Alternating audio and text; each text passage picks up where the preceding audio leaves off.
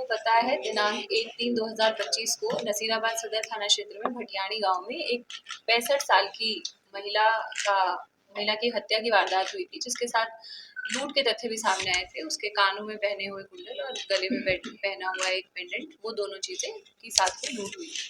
जैसे ही घटना के तुरंत बाद हमने टीम गठित की और टीमें गठित करने के बाद हर संभव प्रयास किया गया कि किस प्रकार से इनको ट्रेस किया जा सकता है, जिसमें बहुत से सीसीटीवी चेक किए गए, टेक्निकल जो भी इंटेलिजेंस है वो डेवलप की गई और इसके साथ साथ जो ऑन ग्राउंड इंटेलिजेंस के ऊपर भी हमारी पूरी टीम काम कर रही थी।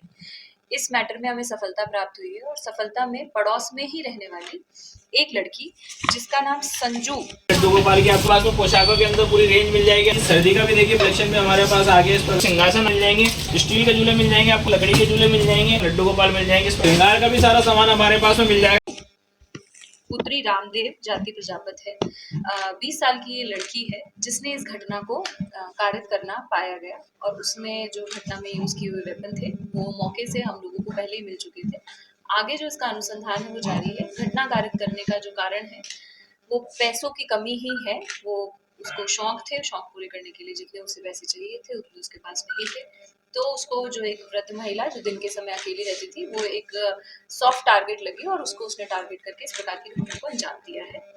और पूरी की पूरी टीम के द्वारा काफी मेहनत की गई। इसमें विशेष रूप से जो ऑन ग्राउंड इंटेलिजेंस के ऊपर काम करने में कांस्टेबल महेंद्र है जो नसीराबाद सदर थाने में है, उनकी बहुत अच्छी भूमिका रही। क्या ये वही लड़की है जिसने पहले देखा था महिला को, कभी ये इस तरह से इसका मर्डर हुआ? नहीं, वो लड़की नहीं है, वो एक छोटी उम्र की बच्ची थी। ये दूसरी लड़की है। ये रिलेशन में है या मतलब नहीं, रिलेशन में नहीं लगते, ये अलग अलग जाति के हैं लेकिन पड़ोसी हैं, आमने सामने ही घर है।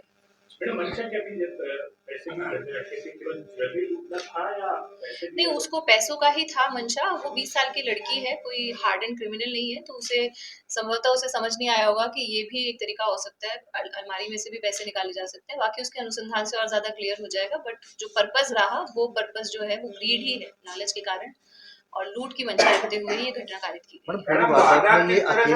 इसके साथ में और भी कोई नहीं, इसका अब तक पूरी वारदात में इसका अकेला ही होना पाया गया है। बाकी अनुसंधान अभी भी जारी है। 3 दिन का पीसी लिया गया है। लड़की से डिटेल में जाके अनुसंधान की जाएगी और जो भी गहने गए हैं उनकी रिकवरी और अग्रिम जो भी अनुसंधान है वो सारी चीजें भी बाकी रहती है।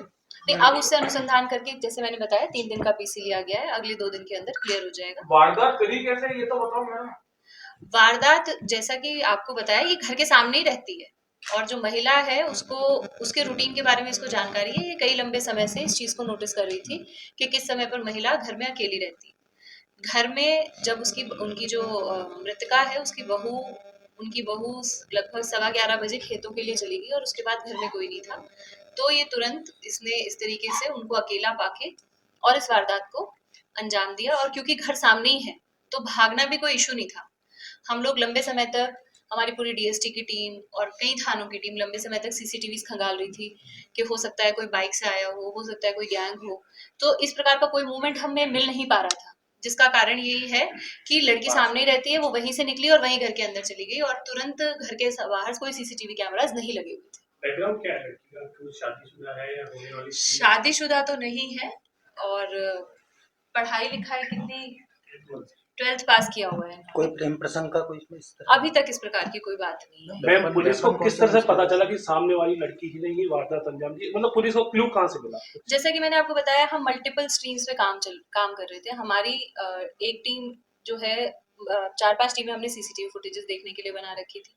इसके अलावा टेक्निकल इनपुट डेवलप करने के ऊपर भी काम कर रहे थे। परिवार वालों से पूछताछ करने के लिए भी एक टीम काम कर रही थी। इसके साथ साथ डोर टू डोर सर्वे के रूप में जितने भी घर हैं जो घटना स्थल है उसके आसपास, उनके लिए भी हमने टीमें बना के लगा रखी थी। तो शुरुआत जो हुई वो इसी तरीके से हुई कि एक एक करके जब अलग अलग लोगों से पूछते हुए जा रहे थे और इस घर में इस लड़की है उसकी मदर से पूछताछ की गई, लड़की से पूछताछ की गई। फिर जो हमारे पास एविडेंस थे उससे ये भी क्लियर था कि टसल हुई है, तो जो अभियुक्त होगा उसको भी चोट के निशान होने चाहिए, तो that was also an indication, क्योंकि उसको कुछ खरोचे भी थी। उसके बाद जब डिटेल में जाके पूछताछ की गई तो जो घटनाक्रम करता है, जो अभियुक्त होता है, उसकी कहानी में कोई ना कोई लूप होल मिल ही जाता है पुलिस को। और उसको जब वेरीफाई किया गया तो ये क्लियर हो गया कि वो जो लड़की है वो पूरे घटनाक्रम के बारे में अपने को बचाने के लिए झूठ बोल रही है, और उसने किया है, और बाद में उसने कन्फेस भी किया। युवती के परिवार को उसकी घटना की जानकारी कैसे दी जाए? युवती के परिवार में केवल उसकी मदर है, जहाँ तक अभी तक हम ये नहीं मान के चल रहे हैं कि उनको पता चला था, लेकिन जैसा कि मैंने कहा कि अभी अनुसंधान जो है वो और डिटेल में किया जा रहा है। अगर परिवार की कोई भूमिका या किसी जानकार की कोई भूमिका आती है तो उसके खिलाफ कार्रवाई की जाएगी। इसके शौक किस तरह के बता रहे हैं मैम? आपके शौक थे इसको? शौक मतलब जैसे आजकल महंगे मोबाइल और शॉपिंग, इन सब तरीके की चीजें तो यंग एज के सभी लोगों को पसंद होती, तो उसी वेपन तरीके कैसा से था मैम? वेपन क्या यूज किया? वेपन क्या था? चाकू और कैंची।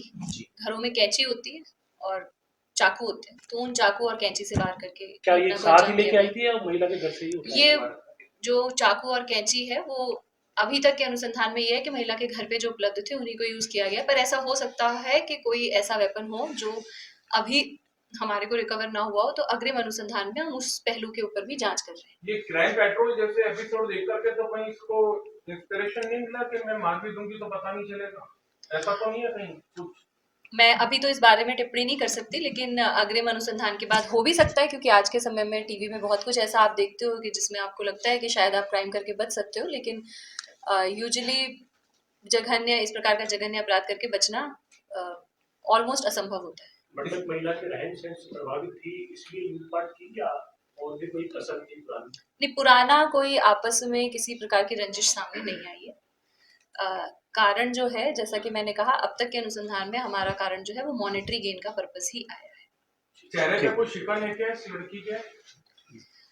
अब कितना पछतावा है या ये कुछ तो ऐसा देखिए है? जेल जा रही है तो ऑब्वियसली उसको नहीं, जेल तो पछतावा तो सेकेंडरी होगी। हो गया मैम, वारदात पहले हो गई अब तो, क्योंकि वारदात कर दिया आप- तो सेकेंडरी जेल है इसके लिए तो। बाकी तो अभी तक शिकन है क्या? नेचुरल सी बात है कि अब उसको जो भी उसने क्राइम किया उसकी उसको सजा मिलेगी। अगर आप अपने बच्चों को देना चाहते हैं उनकी एजुकेशन का बेस्ट स्टार्ट, तो लिटिल फीट स्कूल अजमेर में है आपका आइडियल चॉइस। डिजिटल और कलरफुल क्लासरूम, बड़ा outdoor playground, smart board, transport facilities. Middle Feet Early Learning and Child Care, Sunita ITI, Danmal Mathur Colony, Gulab Bari, Ajmer. Admission open. Admission open. हाँ चले चले चले हम स्कूल चले